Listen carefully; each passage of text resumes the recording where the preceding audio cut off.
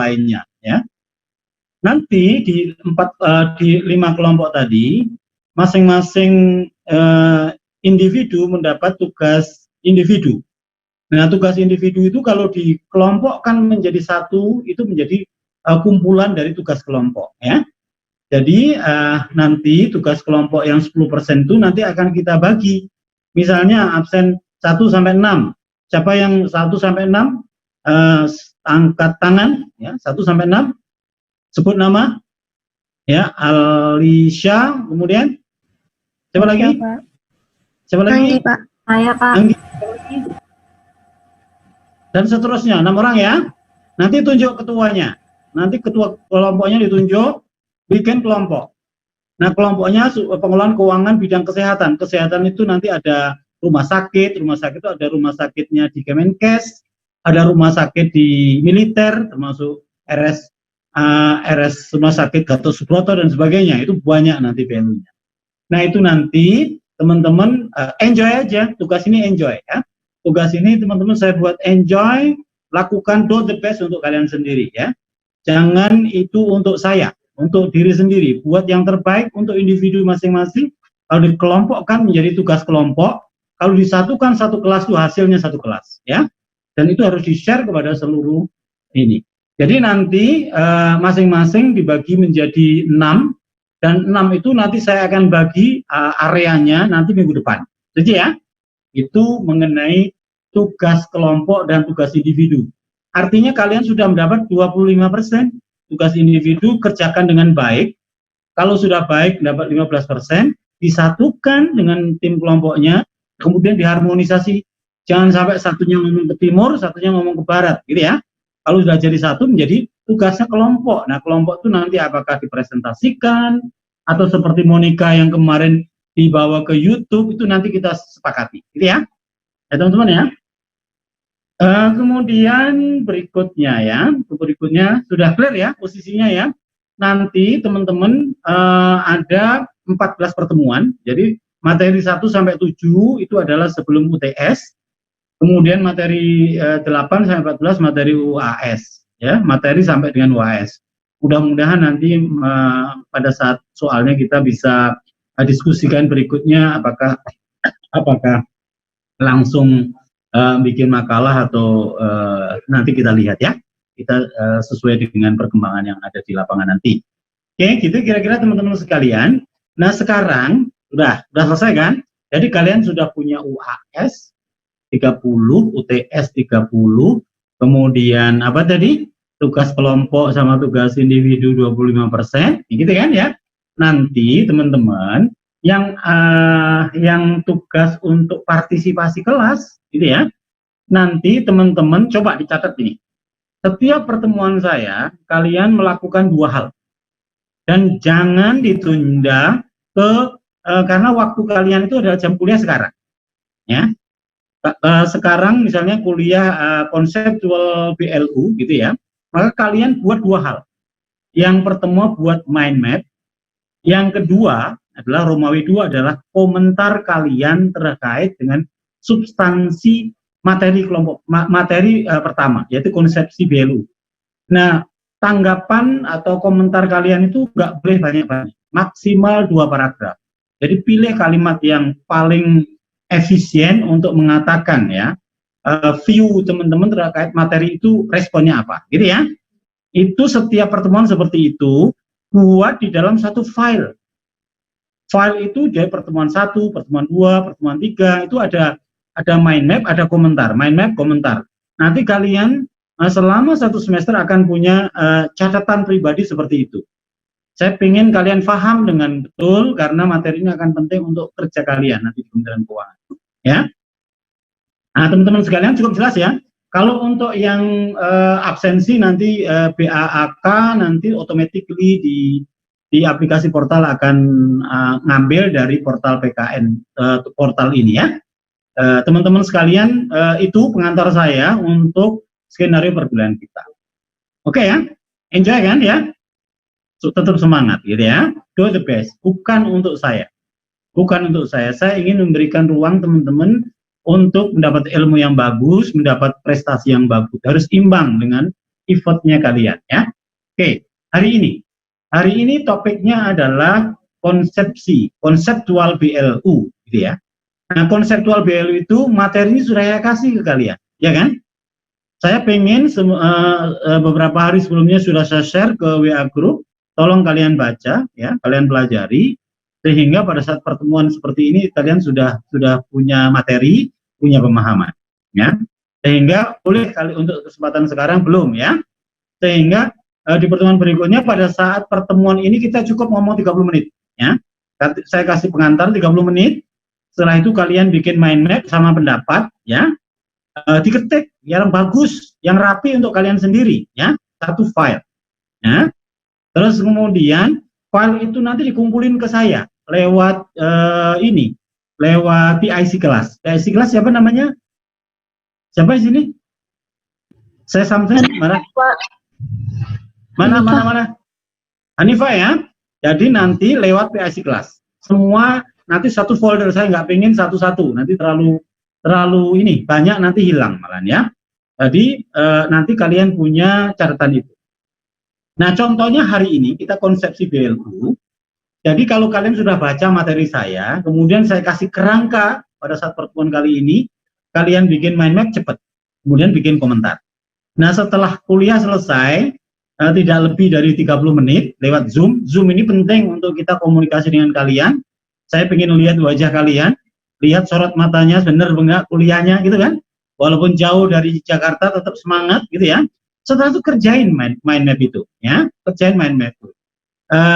Kalian tidak perlu menunda, karena menunda pekerjaan itu akan menyulitkan kalian sendiri.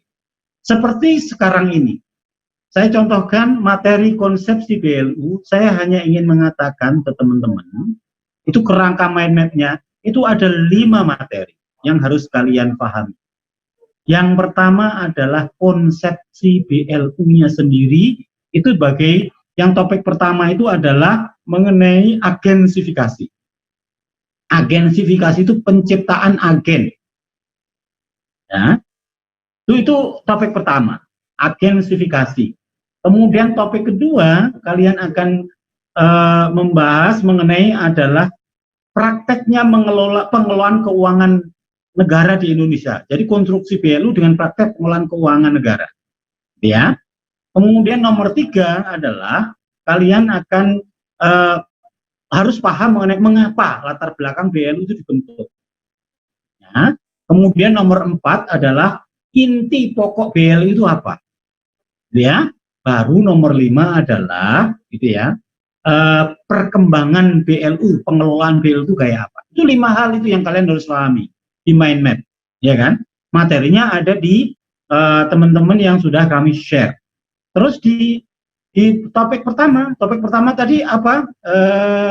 Yoha, Wisnu, topik pertama tadi apa? Agensifikasi, Pak. Agensifikasi. Agensifikasi kalian tuh harus paham 5 hal. Yang pertama adalah fenomena agensifikasi itu di dunia kayak apa? Ya. Nomor 1 itu. Fenomena itu intinya kita ingin mengatakan bahwa di seluruh dunia itu menciptakan agensifikasi dalam pelayanan masyarakat. Itu kalau kalian baca intinya seperti itu. Kemudian di topik fenomena itu intinya kalian harus mengenal apa itu agensifikasi. Agensifikasi itu prinsipnya adalah bahwa dalam memberikan pelayanan perlu dipisah agen yang membuat regulasi dan agen yang melaksanakan regulasi, yang melayani, biar tidak overlapping, ya itu. Itu yang dimaksud dari fenomena agensifikasinya itu seperti itu, ya. Kemudian mengapa kok harus diciptakan agensifikasi? Itu yang fenomena yang huruf C itu mengapa harus diciptakan? Agar keputusannya yang membuat regulasi itu dia tidak moral hazard, ya, terpisah dengan yang melaksanakan, sehingga tanggung jawabnya jelas, lebih akuntabel, lebih efisien. Kemudian itu akan mencerminkan prinsip new public management, gitu ya, kira-kira teman-teman sekalian. Nah, itu akhirnya tersebar di berbagai negara. 6 negara yang sudah saya kunjungi, ya teman-teman, saya sudah kunjungi ke 6 negara itu. Ke Inggris, itu ada Next Step Agency, itu di Indonesia BLU. Kemudian di Swedia, itu Board and Agencies. Kemudian di Kanada, itu ada SOA, gitu ya. Di Selandia Baru ada Crown Entities. Di Belanda ada bahasa Belanda itu. Bahasa Belandanya itu apa? Baca nih. Zelfstandig Bestuurs Again, gitu ya. Kemudian dan di Jepang juga ada. Di Indonesia kita sebut sebagai apa? Di Indonesia kita sebut sebagai BLU. Di Australia yang saya pernah kunjungi di sana juga punya, ya, teritori spesial, gitu ya, kira-kira. Itu yang topik pertama. Kemudian itu teman-teman sekalian, jumlahnya itu dari waktu ke waktu agensi itu meningkat terus, gitu ya. Kemudian teman-teman dari sisi situ, ya teman-teman, di topik pertama ini dengan adanya agensi, fenomena agensi itu diharapkan agar strukturnya itu jelas, ya. Strukturnya jelas, lingkungan pengendaliannya jelas, ada otonomi pengelolaan. Itu mind map pertama teman-teman mengenai dinamika, ya, konsepsi terkait dengan apa tadi, agensifikasi, gitu ya. Terus topik kedua tadi apa, Monica? Topik kedua apa kita? Praktik keuangan negara, Pak. Praktek keuangan negara itu setidaknya ada 3 hal yang kalian harus paham. Yang pertama adalah kalian harus paham itu coverage pengertian keuangan negara. Dalam hal mana? Nomor 1 ya, pengertian keuangan negara. Dalam hal mana BLU itu menjadi bagian di dalamnya, ya. Kemudian itu pertama, ada 3. Yang kedua adalah model bentuk pengelolaan keuangan negara, ya. Model bentuk pengelolaan keuangan negara itu ada 2. Ada yang dipisahkan, ada yang tidak dipisahkan.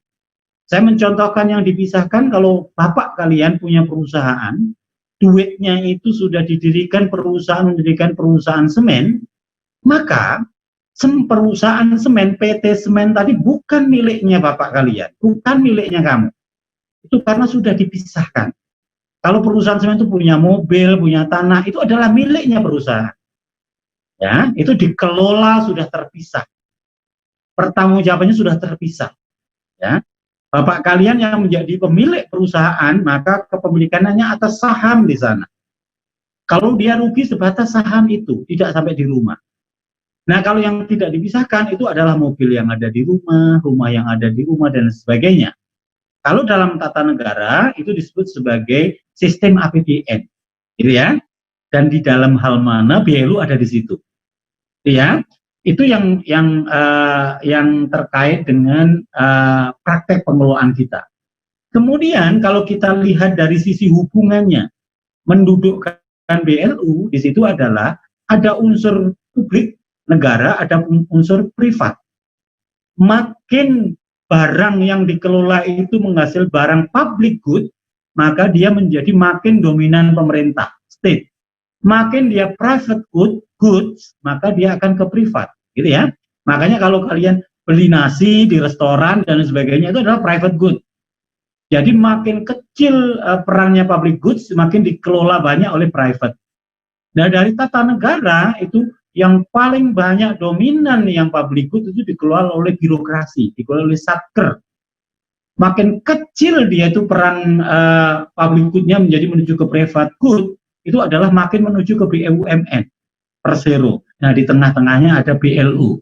Jadi dia kuasi publik, semi public goods, gitu ya. Sehingga nanti di sektor swasta itu kalau di luar negara itu ada perusahaan.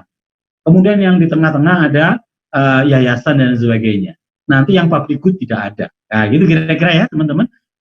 Nah, berikutnya adalah dalam konstruksi pengelolaan model pengelolaan keuangan negara, nanti yang murni satker. Jadi kalau kalian pergi ke KPPN, gitu ya, ke keuangan, ke KPP, kantor pajak dan sebagainya, itu satker biasa. Dia tidak mencari untung, dia tidak otonom, dia harus mengikuti struktur. Kemudian dia harus pakai mekanisme APBN. Tapi kalau makin banyak private good-nya, dia disebut BUMN, ya PT Persero, ya kan PT Persero. Ada Perum dan Persero. Kalau Perum itu antara publik dan private itu 50-50. Ya, tapi kalau PT Persero itu 75% adalah private atau cari untung, profit, yang 25% adalah untuk layanan publik. Nah, sementara untuk yang BLU itu in between. 75% itu adalah publik, 25% adalah mencari untung. Sehingga pada saat bicara satker dia non-profit, tidak otonom dengan mekanisme APBN. Kalau BLU dia itu not for profit, tidak untuk cari profit, tapi halal untuk mendapatkan profit, gitu kan? Karena untuk menghidupi, meningkatkan layanan, gitu ya. Pola pengelolaannya dia lebih fleksibel, kekayaannya tidak dipisahkan, tetapi dia diberi ala korporasi, semi otonom. Beda dengan BUMN, dia berorientasi pada profit, kemudian dia mengelola keuangan untuk purely bisnis, kemudian kekayaannya dipisahkan, kayak kalian, bapak kalian punya perusahaan dipisah, tapi pengelolaannya adalah otonom. Kalau ada kerugian adalah sebesar daripada kerugian yang ada di perusahaan. Itu teman-teman sekalian dalam konteks praktek pengelolaan keuangan negara dalam konstruksi BLU. Sehingga kalian harus tahu kedudukan BLU di dalam praktek pengelolaan keuangan negara. Nah, yang topik ketiga adalah apa tadi, Zafira. Topik ketiga tadi apa kita? Ikuti Zafira. Apa? Latar belakang untuk BLU. Latar belakang untuk BLU dua hal teman-teman harus dipahami di situ. Yaitu bagaimana konstruksi pelayanan publik, yang kedua adalah gagasan idealnya. Nah, konstruksi layanan publik itu dari dua sisi begini, teman-teman harus lihat, ada layanan publik itu ada yang, misalnya kalian sekarang kuliah, pendidikan tinggi itu berbeda pendidikan dasar. SD itu pendidikan dasar, domain publiknya kuat, domain negaranya kuat. Tapi kalau sudah kuliah, itu adalah pelayanan publik yang bisa dilaksanakan oleh private, bisa dilaksanakan oleh publik, gitu kan? Sehingga ada universitas negeri, ada universitas swasta, gitu ya. Gimana Monica? Enak makannya enak? Boleh disambil makan, boleh ya, teman-teman ya. Enjoy aja ya. Ya, boleh, santai aja kita kuliahnya ya. Kemudian kalau pemerintah, yang layanan publik itu dia untuk menyediakan layanan, motivasinya menyediakan layanan, tapi kalau swasta cari untung layanan publiknya, ya kan? Kalau pendanaannya itu dari penerimaan negara, bisa jadi PNBP maupun pajak. Kalau dari privat ya nggak mau, ya kan?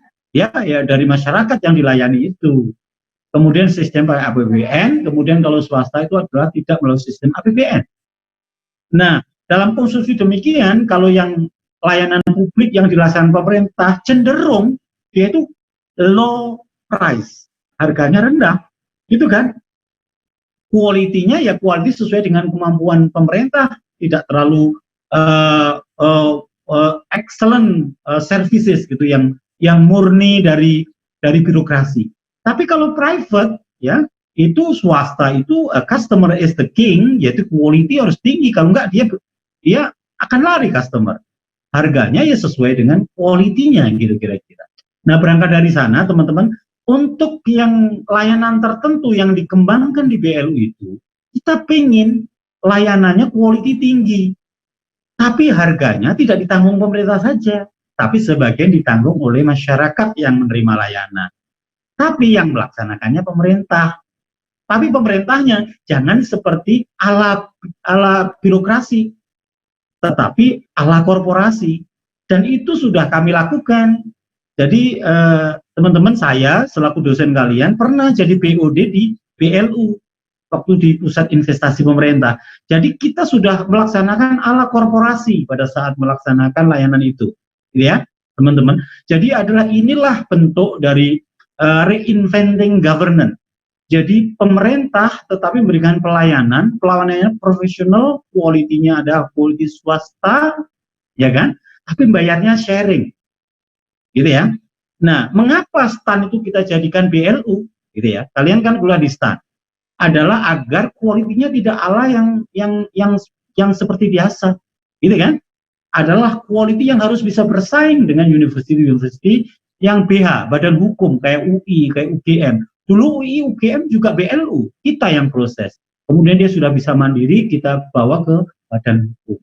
Itu kira-kira topik yang ketiga, teman-teman. Topik keempat tadi, Maulida, apa Maulida topik keempat tadi? Masih ingat nggak? Apa topik keempat? Inti dari PLU, Pak. Inti dari PLU, kalian harus lihat 5 hal. Ini 5 hal ya. Yang pertama adalah kalian harus tahu inti PLU. Kalau karena ini konsepsi, pertama adalah tahu dasar hukumnya. Cikal bakal legal standing untuk BLU itu dasar hukumnya apa. Kemudian yang kedua, pengertiannya BLU itu apa. Kemudian yang ketiga adalah business approach-nya gimana. Yang keempat, tujuan yang ingin dicapai apa. Dan yang kelima, fleksibilitas yang dimiliki apa. 5 ya. Kemudian dasar hukumnya kalian harus lihat frame-nya dari legal standing undang-undang, itu adalah Undang-Undang Nomor 1. Ada 2 pasal. Pasal 48 dan pasal 49, gitu ya.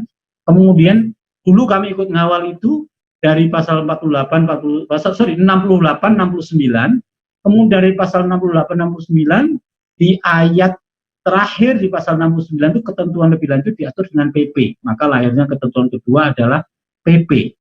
PP-nya adalah PP nomor 23 tahun 2005. Kemudian saya masuk lagi setelah saya dari operator BLU, kemudian saya jadi regulator BLU. Waktu itu saya jadi subdivision kepala subdit untuk penilaian BLU, KL satker-satker yang mau jadi BLU. Maka waktu itu ada penyesuaian UI, UGM, seluruh kampus-kampus itu menjadi BLU, itu sehingga muncullah di revisi PP 23 itu menjadi PP 74 tahun 2012. Nah, kemudian sekarang mau dalam proses lagi revisi PP 74. Revisi PP 74 tidak menghilangkan PP 23, ya, hanya untuk menambahkan, mengecas beberapa pasal. Nah, teman-teman sekalian, dari konstruksi dan kemudian dari PP 2 itu lahirlah PMK banyak sekali. Kemudian di tahun 2020 ada PMK yang banyak tadi disederhanakan namanya menjadi PMK sederhana. Ya, teman-teman sekalian, nanti masih ada 10 menit lagi waktu kita ya. PMK sederhana, kemudian setelah itu jadilah BLU dengan ketentuannya. BLU itu apa? BLU itu satker. Ya. Satu, BLU itu satker. Satker itu ada 2, satker non struktural dan yang kedua satker struktural, gitu ya. Dia itu satker yang ada di KL, gitu ya. Kemudian dia memberikan pelayanan. Nah, setelah pelayanan itu dia tidak mengutamakan cari untung, tapi boleh mendapatkan untung, ya kan? Untuk efisien dan produktif, gitu ya. Nah, teman-teman, itu pengertian BLU. Kemudian bagaimana business approach-nya? Business approach-nya intinya adalah mereka punya karakteristik spesifik, kemudian karakteristiknya itu diberikan fleksibilitas. Fleksibilitas itu agar dia bisa mencapai tujuan. Tujuannya apa? Layanannya menjadi lebih baik kepada masyarakat. Karena apa? Dia boleh fleksibel. Dengan fleksibel, duitnya dapat banyak, seperti rumah sakit, hasil uang itu tidak disetor ke kas negara, dikelola sendiri sehingga layanannya menjadi lebih baik, yang dilayani menjadi lebih banyak, sehingga nanti ada yang harus bayar, ya kan, cari untung, tetapi hasil untungnya itu bisa digunakan untuk memberikan pelayanan orang miskin, orang yang nggak punya, yang harus dilayani oleh pemerintah. Itu jadi konsepsi BLU. Ya. Kemudian tujuannya apa? Layanannya biar meningkat dari fleksibilitas, sehingga karena dia menerapkan prinsip-prinsip ala korporasi. Jadi ya, fleksibilitasnya apa? Dari pangkal dia ngelola anggaran, penerimaan, ngelola SDM-nya, kemudian ngelola manajemen keuangannya, remunerasi. Makin banyak uang yang diperoleh, dia bisa remunerasinya berbeda. Kalau kalian pergi kepada pengelolaan kawasan Soekarno-Hatta, Gelora Bung Karno, Kemayoran, Batam, gajinya akan ditetapkan oleh Menteri Keuangan khusus, tidak bisa dibedakan seperti penghasilan pegawai yang lain. Makin banyak penghasilannya returnnya, makin banyak pula yang bisa diberikan. Itu kira-kira itu topik yang keempat. Terakhir, Dimas, mahasiswa saya kan Dimas kemarin. Halo Dimas. Iya Bapak. Iya kan? Iya. Oke. Nah, yang terakhir kelima apa? Mengenai apa? Iya Bapak. Perkembangan pengelolaan value ya. Ya, Nah, di perkembangan pengelolaan value itu kalian harus tahu 4 hal. Yang pertama adalah life cycle-nya, yang kedua perkembangannya, yang ketiga adalah peta sebarannya, yang keempat adalah kontribusinya kepada APBN. Kalau dari sisi life cycle-nya, teman-teman, nanti pahami life cycle-nya itu ada 9. Yang pertama, dia sebagai satker teknis, KL teknis. Yang kedua, harus ditetapkan oleh Pan-RB, apakah itu satker struktural maupun non-struktural, gitu ya. Kalau struktural, dia strukturnya tetap, eselonnya tetap. Kalau non-struktural, dia fleksibel, bisa membuat dirut, direktur, gitu ya. Kemudian setelah itu, setelah ditetapkan Menpan, waktu saya jadi kepala untuk menilai BLU, maka dia kita tetapkan, kita uji dia, ya, kita tetapkan jadi BLU dengan KMK. Setelah ditetapkan, yang keempat dia harus membuat RBA, ala korporasinya RBA. RBA singkatannya apa Raja? Jangan di-mute. RBA singkatannya apa? Rencana bisnis dan anggaran. Itu ala korporasinya, unit pemerintah, gitu kan? Kemudian setelah bikin RBA, kemudian dia berkontrak kinerja. Yang kelima. Setelah itu yang keenam kita tetapkan tarifnya, tarif layanannya. Jadi tarif layanannya tidak mengikuti PP, tapi ditetapkan oleh Menteri Keuangan. Kemudian baru yang ketujuh, sistem remunerasinya dibangun sesuai dengan kemampuan daripada BLU itu. Baru nanti yang ke-8 itu adalah dia melaksanakan pengelolaan BLU I to Z, A sampai Z. Setelah itu mengelola BLU, kita monitoring evaluasi. Kalau monitoringnya jelek, kita bubarkan itu BLU. Apakah pernah? Saya pernah membubarkan 2 BLU. Pada saat dia tidak perform, maka dikembalikan jadi satker berikut. Itu kira-kira teman-teman. Kemudian yang kedua adalah mengenai perkembangannya. Perkembangannya sejak ada PP 23 itu awal pertama kali ada 13 BLU. Ya. Itu tahun 2005. 2006 saya kemudian pindah menjadi BOD-nya di Pusat Investasi Pemerintah, kita menjadi BLU. 2006. Baru 17 sampai sekarang tahun 2020 sudah berkembang biak menjadi 243. Saya keluar dari pengelolaan BLU regulator itu di tahun 2013. Waktu itu kita sudah memproduksi 141 BLU, ya. Nah, teman-teman sekalian, dari tadi peta sebarannya itu nanti ada 5 klaster BLU. Kesehatan itu kelompok 1, pendidikan kelompok 2, pengelolaan dana kelompok 3, pengelolaan kawasan kelompok 4, dan barang dan jasa lainnya kelompok 5. Yang kalian harus kuasai. Masing-masing itu ada membernya. Ada 105 BLU, 100 BLU, 10 BLU, 5 BLU, dan 23 BLU. Itu harus didalami oleh kelompok kalian. Kalau disatukan, kita sudah menguasai pemahaman kita mengenai 243 BLU. Di daerah juga punya BLU juga seperti itu. Nah, teman-teman sekalian, dampaknya yang ketiga, kontribusi BLU, harapannya adalah quality layanan kita menjadi meningkat, APBN kita menjadi sustain, karena dia tidak disetor ke kas negara, tapi Menteri Keuangan memberikan ruang flexibility untuk mengelola kasnya, nggak usah disetor ke kas negara, atas nama Menteri Keuangan mengelola sendiri, maka dia akan berkembang untuk meningkatkan layanan tadi.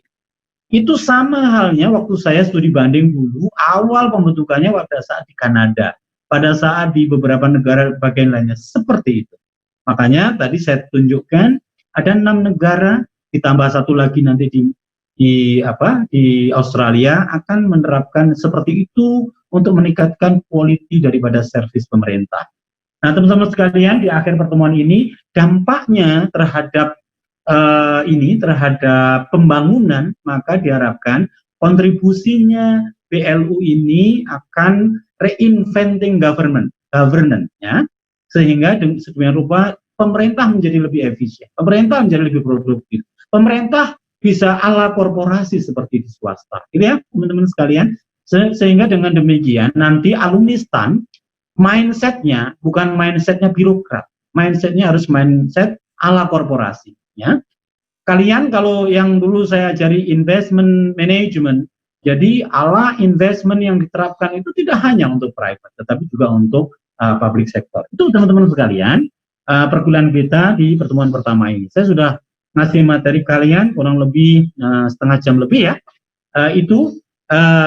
Setelah ini kami tutup gitu ya. Setelah itu kalau mati sendiri otomatis kita waktunya sudah habis ya teman-teman ya. Setelah itu silahkan diskusi lewat WA group kita gitu ya. Pastikan penugasan dari saya itu dari 5 item tadi buatin mind map, tidak boleh ditunda. Dan itu bukan karena dosen kalian tetapi karena kalian sendiri. Do the best untuk kalian sendiri ya. Setuju ya? Setuju ya? Coba mute-nya dihilangin dulu. Ya, Pak.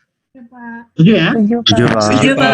Nanti dibuatkan satu file, dikumpulin dari pertemuan 1 sampai ke pertemuan 14. Itu nanti akan saya jadikan bagian daripada nilai yang 10%.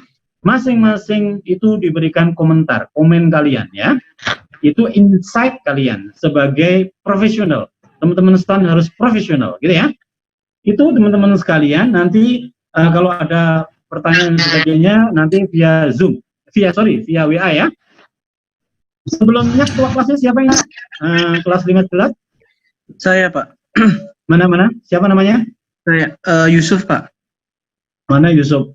Yusuf, ada yang ingin disampaikan sebelum kita berlalu masih di pertemuan pertama sebelum ke pertemuan 14? Saya itu sih Pak, kan belum pernah diajar itu. Mungkin perkenalan dulu apa gimana gitu, Pak. Karena saya belum pernah. Perkenalan dulu. Iya. Ya. Perkenalan dulu. Nama saya siapa tadi? Sudah tahu belum? Pak Langgeng. Pak Langgeng. Nanya itu siapa yang dulu pernah saya ajar? Siapa dulu? Ini siapa tadi ya? Dimas sudah pernah saya ajar. Siapa tadi? Satunya lagi siapa tadi? Monica katanya, Pak. Monica